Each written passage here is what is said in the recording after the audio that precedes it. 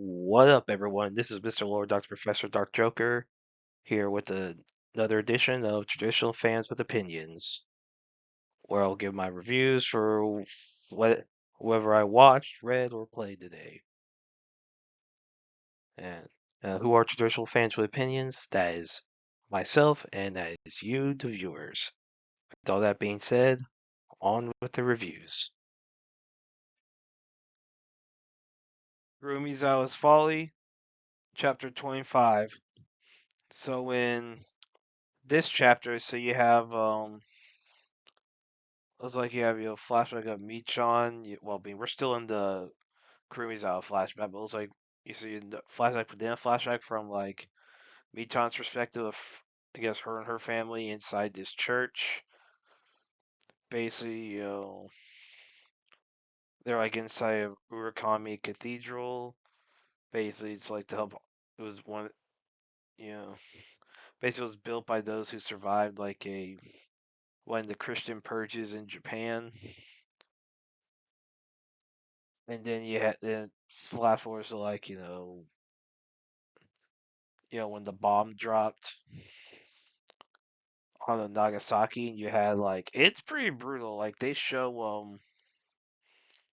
like some of the like you see some corpses of like what it all happened. Like it's brutal what happens.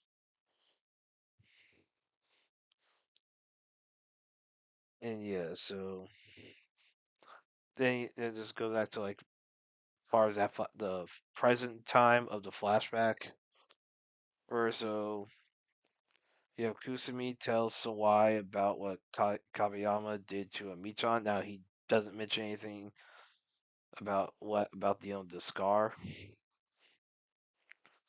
but Kusumi tells Sawai to not get any payback on Kabiyama. It'll just make things worse, and he mentions Michan was able to like go to bookstores to get a bunch of the manga to help rebuild like Sawai's collection, and yeah.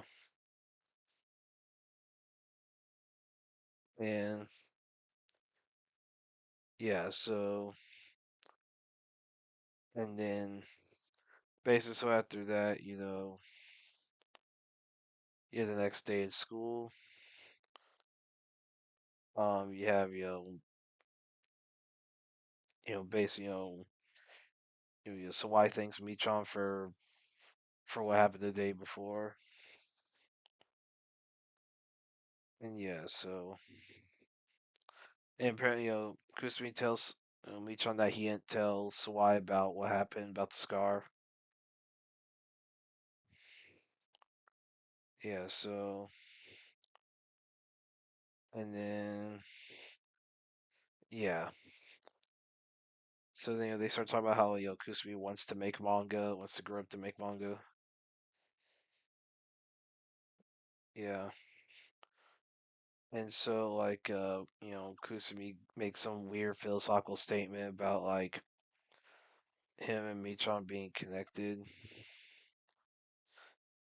And he also said, to make manga to like write something that connects with someone. Like he says that's what he likes about manga. And but his mouth starts bleeding. Michan like takes her handkerchief and like wipes his mouth. And yeah, so and but her her handkerchief's now like ruined from blood. He's like, all right, but so Kusumi gives like Michan and like a replacement handkerchief. He's like, well, it's just a swap, it's fine. And he said, basically said he and Sawai got it for her, and since Sawai's on the classmate, he couldn't be here to give it to her. And Kusumi asked Michan what her plans for the future are, and Michan says she's like she supposes that she'll be Kusumi's most loyal reader.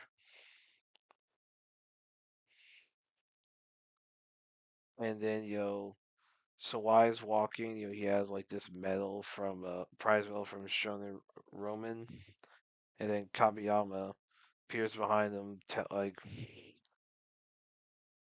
saying that he hears that Sawai wants to make manga, and it's very ominous how he's walking, probably hinting that like whatever secret that Kabiyama heard is probably about to be revealed to the readers, and like how exactly Lasso's about to go down. But yeah, I thought this was a good chapter. They're built the mystery. Build this like flashback. Whatever this secret is, how it affects what happened. But yeah, so I thought it was a good chapter. Looking forward to the next one. I became a legend after my 10-year long last stand, episode 7. So in this episode, Lock-in, Lock Lucira and Gaberga, they've opened the door. They find the girl who's like crying out in pain. It's revealed to be a girl named Milka, who basically she thought the house was abandoned. She had basically ran off there. Her grandfather died, owed some debts. Like her house, like the house was seized, and like she like fled there. Basically, got there through like like a a hidden tunnel.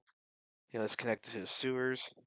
So Locke, Lucira, and, Gerberga and Milka, they go through the tunnel. They end up through the a door that's next to there's one room that's next to Eric's bedroom in the palace. So Eric explains that he knew about the tunnel, but it's embarrassing. Basically, the tunnel was used by his grandfather when he was king to have an affair with the a baroness who owned the mansion that Locke lives in, and to reveal that Eric's uncle was the product of said affair and was adopted after the baroness's husband died to avoid a scandal.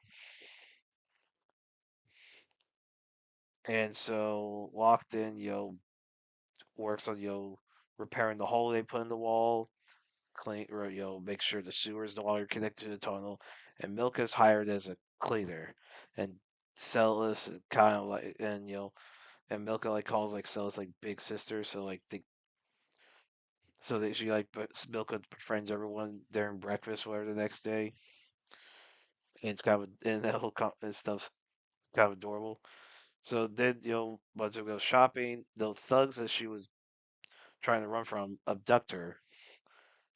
They tried to abduct her in order to they or to sell her to slavery. Locke saves her and is able to disguise as the mob boss to get intel from thugs. Learn that they work for a loan shark named Cavino, who also sells slaves. Now the slave trade has been made illegal since Eric became king. And Cavino, has some connections with nobles, so he's been able to get evidence against them removed. So Cavino starts moving his slaves elsewhere since he couldn't get Milka. Locke intercepts. Locke finds Cavino with the slaves, so he says, "Well, now we have enough to deal with to put Cavino away." And so, he beats some of them up. To these two B rank fighters arrive to help Cavino, but then Sia and Celis they say like they'll fight those fires. So we'll see how that goes. But yeah, I thought this was a you know good episode. They introduce Milka. They showing all these new characters, and so they're interested is Cavino and all that. So we'll see how like the rest of the season goes. But yeah, I thought it was a good episode. Um, the Milka scenes were freaking funny. Like the just her interactions with like all the other protagonists. So, yeah, that was a good episode. Looking forward to the next one. The Elusive Samurai Season 2, Episode 5. So in this episode, Fubuki helps in the battle against Kiyohara. And so Kiyohara is very arrogant, you know, due to like